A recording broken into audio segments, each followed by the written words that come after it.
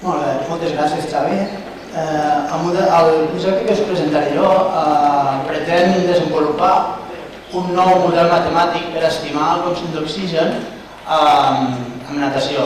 No solament en l'esport de la natació, sinó que també en esports desenvolupats en el medi aquàtic, com la natació sincronitzada.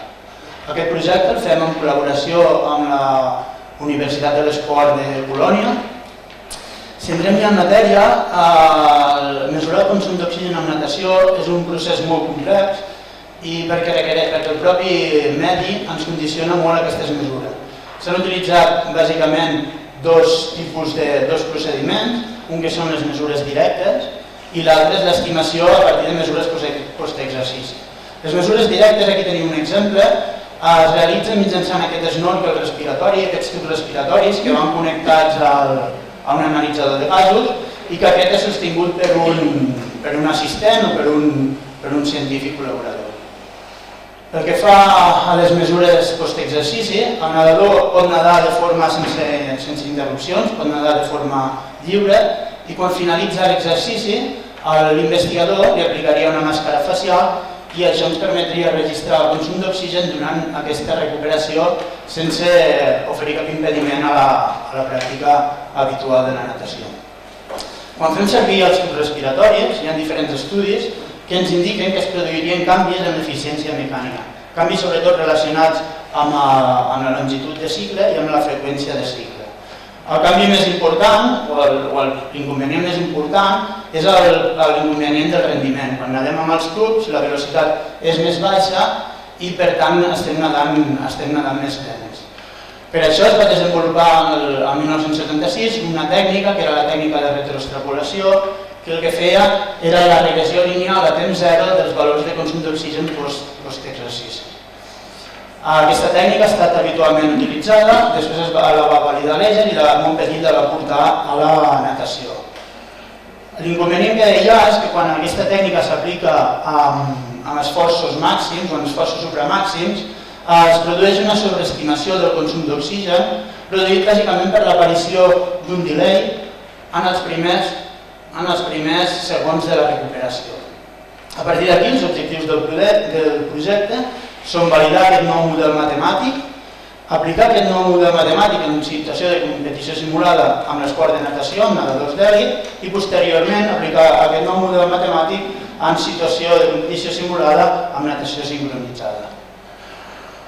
El nou model matemàtic està relacionat o està basat en el principi de Fick. Recordeu que el consum d'oxigen el podríem determinar a partir del volum sistòlic, de la freqüència cardíaca i de la diferència arteriovenosa, i a partir d'aquest principi nosaltres fem dues assumpcions bàsiques on diem que a partir de diferents estudis hem pogut observar que tant el volum sistòlic com la diferència arteriovenosa durant els primers segons d'aquesta recuperació es mantindria constant i es mantindria a nivells d'exercici.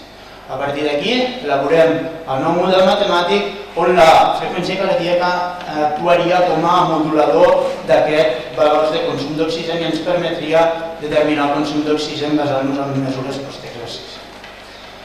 Per validar aquest model es va realitzar un primer estudi amb 34 nedadors on tots realitzaven una prova de 200 metres mesurant de forma contínua el consum d'oxigen amb els tubs, un segon estudi on es compara aquest nou model amb els models que s'havien utilitzat fins ara, entre ells els models de retroextrapolació, i un tercer estudi on es compara amb situació de competició simulada.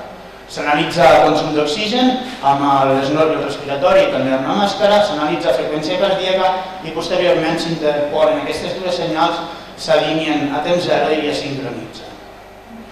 A partir d'aquí, l'estudi 1 ens confirma que aquestes dues assumpcions realment es compleixen. Veiem que aquí, durant la recuperació, el consum d'oxigen calculat mitjançant el nostre model es manté a nivells d'exercici, per tant, podríem estimar el consum d'oxigen d'exercici basant-nos en mesures post-exercici.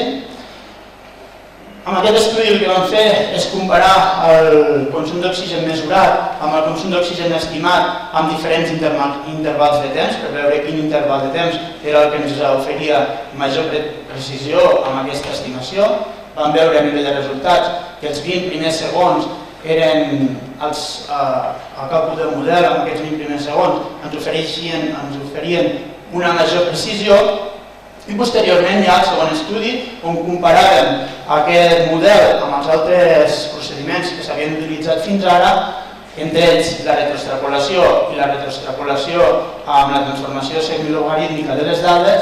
Veiem també que el nostre model és el que ofereix major precisió a l'hora de calcular o d'estimar el consum d'oxigen basat en mesures post-exercici.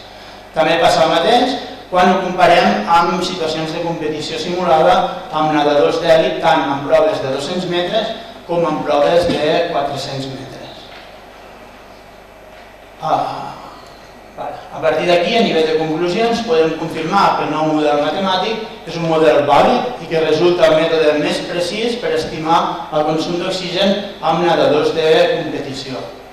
I superem, en certa manera, els problemes generats per altres mètodes, problemes tant de sobreestimació com de subestimació que havíem observat fins ara. Aquest projecte, a nivell de publicacions relacionades amb el primer objectiu, amb l'objectiu de validar aquest model matemàtic, s'han realitzat dues publicacions ICI de primer quartil, i relacionat amb el segon objectiu s'ha fet una submissió fa uns pocs dies amb l'objectiu aquest de comprovar l'aplicació d'aquest model matemàtic en competició simulada. També estem treballant en perspectives de futur amb l'aplicació d'aquest nou model matemàtic a la notació sincronitzada, i el projecte també s'ha presentat amb 7 o 8 comunicacions a congressos científics. Moltes gràcies per la vostra atenció.